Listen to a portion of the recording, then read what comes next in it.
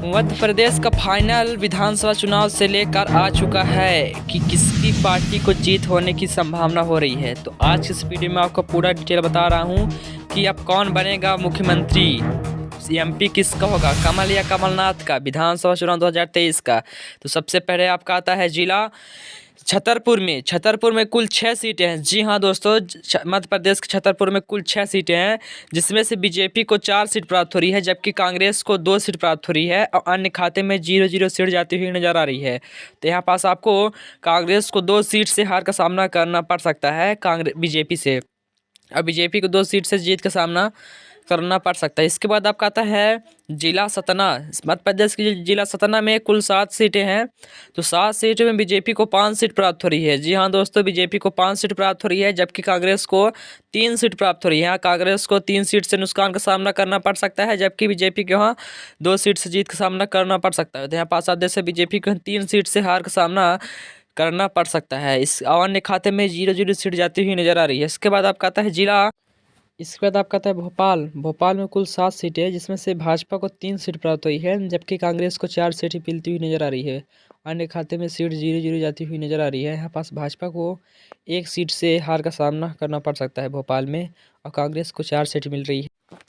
तो यहाँ पास भाजपा को 1 सीट से हार का सामना करना पड़ सकता है। यहाँ पास आप देख रहे हैं कि कुल 7 सीटें हैं, जिसमें से भाजपा को 3 सीट मिल रही है, जबकि भोपाल मध्य प्रदेश का राजधानी है। इसके बाद आपका कहता है जिला गुना में कुल 4 सीटें हैं। जी हाँ दोस्तों, जिला गुना में कुल 4 सीटें, जिसमें से भाजपा को 0 सीट मिल रही है और कांग्रेस को 4 की 4 सीट जाती हुई नजर आ रही है। यहाँ पास अन्य खाते में 0-0 सीट जाती हुई नजर आ रही है। तो यहाँ पास आप देख सकते हैं कि यहाँ पास भाजपा को एक भी खाता नहीं खुला है, जबकि कांग्रेस खाते में 4 की 4 सीट जाती हुई नजर आ रही है। तो यहाँ पास आपको भाजपा को भारी महत्व से हार का सामना करना पड़ सकता है बहुमत से। ठीक है, इसके बाद आपका आता है मध्य प्रदेश का जिला आता है भिंड में कुल 5 सीटें हैं। जी हाँ दोस्तों, मध्य प्रदेश भिंड में कुल 5 सीटें हैं, जिसमें से बीजेपी को 3 सीट मिल रही है और कांग्रेस को 2 सीटें मिलती हुई नजर आ रही है, जबकि अन्य खाते में 0-0 सीट जाती हुई नजर आ रही है। तो यहाँ पास बीजेपी को जीत होने की संभावना है, जबकि कांग्रेस का 1 सीट से हार का सामना करना पड़ सकता है, यानी कि 230 सीट, जिसमें से मध्य प्रदेश में तो 116 आने पर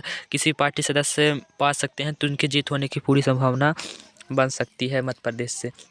इसके बाद आपका आता है मध्य प्रदेश के बाद आपका है जिला आता है दमोह में कुल 4 सीटें हैं। जी हाँ दोस्तों, मध्य प्रदेश के दमोह जिले में कुल 4 सीटें हैं, जिसमें से बीजेपी को 2 सीट मिल रही है और कांग्रेस को भी 2 सीट मिल रही है, और कांग्रेस खाते में भी 2 सीट जा रही है, जबकि बीजेपी खाते में भी 2 सीट जा रही है, जबकि अन्य खाते में सीट 0-0 जाती हुई नजर आ रही है। तो यहाँ पास आपको बीजेपी और कांग्रेस दोनों सीट का समान देखने को मिल सकता है। तो यहाँ पास दोनों के समान सीट है, तो आप चैनल को सब्सक्राइब जरूर कर रही है, तो ऐसे में आपको नोटिस लेकर आता रहूँगा। इसके बाद आपका आता है मध्य प्रदेश का जिला आता है आपका, इसके बाद आता है टीकमगढ़ में। जी हाँ दोस्तों, मध्य प्रदेश के टीकमगढ़ में कुल 4 सीटें हैं, जिसमें से बीजेपी और कांग्रेस को समान सीट मिल रही है, जिसमें से बीजेपी खाते में 2 सीट जा रही है, और जबकि कांग्रेस खाते में भी 2 सीट जाती हुई नजर आ रही है।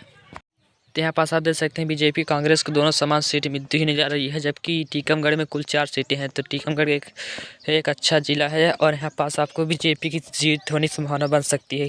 ये 10-50 वोट आने पर किसी पार्टी के बाद जाता है, तभी इसकी जीत होने की संभावना बन रही है। इसके बाद आपका आता है जिला आता है जबलपुर। मध्य प्रदेश का जिला आता है जबलपुर में कुल 8 सीटें हैं। जी हाँ दोस्तों, कटनी से लेकर जो मैहर से लेकर जो 8 सीटें हैं मध्य प्रदेश में, तो 8 सीटें में बीजेपी की कुल 4 सीटें होगी, अब कांग्रेस खाते में भी कुल 4 सीटें जाती हुई नजर आ रही है, और अन्य खाते में 0-0 सीट जाती हुई नजर आ रही है। तो यहाँ पास आप अनुमान लगा सकते हैं कि इस बार बीजेपी खाते में सीट जाती हुई कम नजर आ रही है, यानी कि मध्य प्रदेश में इस बार किसकी सरकार बन सकती है, कमल या कमलनाथ की। इसके बाद आपका आता है उज्जैन जिले में कुल 7 सीटें हैं। जी हाँ दोस्तों, उज्जैन जिले में कुल 7 सीटें हैं, जिसमें से बीजेपी को 2 सीट मिल रही है, जबकि कांग्रेस को 5 सीट मिलती हुई नजर आ रही है, और अन्य खाते में 0-0 सीट जाती हुई नजर आ रही है। तो यहाँ पास आप देख सकते हैं कि बीजेपी को यहाँ 3 सीट से हार का सामना करना पड़ सकता है। इसके बाद आता है जिला सागर में कुल 8 सीटें हैं। जी हाँ दोस्तों, मध्य प्रदेश के सागर जिले में कुल 8 सीटें हैं, जिसमें से बीजेपी को 3 सीट मिलती हुई नजर आ रही है, जबकि कांग्रेस को 5 सीट मिलती हुई नजर आ रही है, और अन्य खाते में भी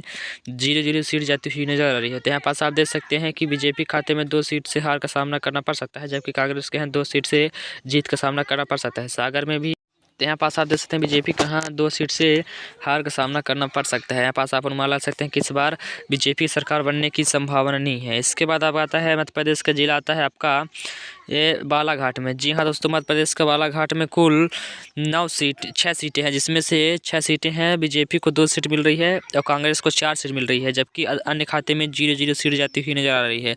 तो आप यहाँ पास अनुमान लगा सकते हैं बीजेपी को किसने 3 सीट यानी 4 सीट से हार का सामना करना पड़ सकता है। यहाँ पास आधे से 4 सीट मायने रखता है दोस्तों, तो 4 सीट से बीजेपी को यहाँ टीका भोपाल से हार का सामना करना पड़ सकता है, जबकि भोपाल एक सबसे बड़ा संभाग है, मध्य प्रदेश की राजधानी है। जी हाँ दोस्तों, इसके बाद आपका आता है जिला, मध्य प्रदेश का जिला आएगा।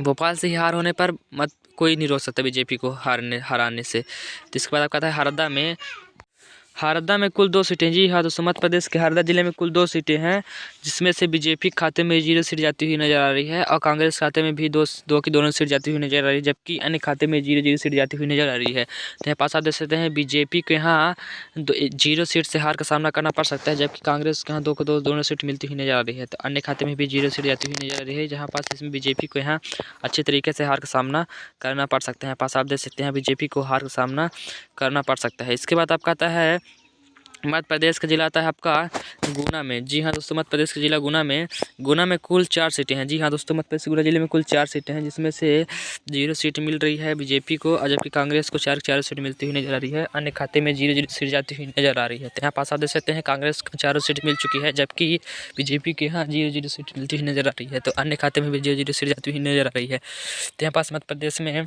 बीजेपी सरकार बनने की एक भी संभावना नहीं है और गुना जिले में भी एक भी संभावना नहीं है। इसके बाद आपका आता है जिला देवास में। जी हाँ दोस्तों, जिला देवास में कुल 5 सीटें हैं। जिला देवास में कुल 5 सीटें हैं, जिसमें से बीजेपी को 3 सीट मिल रही है और जबकि कांग्रेस को 2 सीट मिल रही है। तो अन्य खाते में 0-0 सीट जाती हुई नजर आ रही है।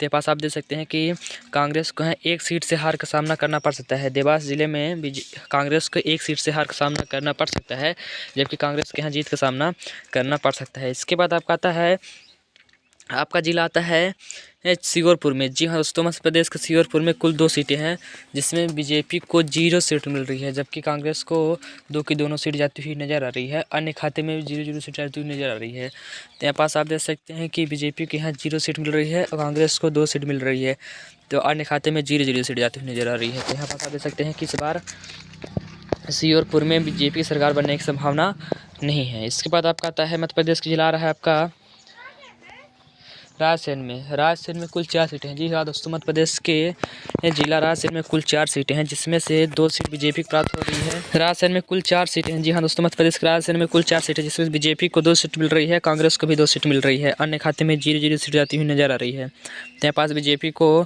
कांग्रेस को दोनों को समान सीट मिलती हुई नजर आ रही है, अन्य खाते में 0। तो आप चैनल को सब्सक्राइब जरूर कर रही है, ताकि मैं इससे वीडियो आपको नोटिस लाता रहूँगा। इस बार मध्य प्रदेश में किसकी सरकार बन रहेगी, तो आप चैनल में सब्सक्राइब जरूर कर दिए और कमेंट में जरूर कमेंट बॉक्स में बताइए कि इस बार मध्य प्रदेश में कमल या कमलनाथ होंगे।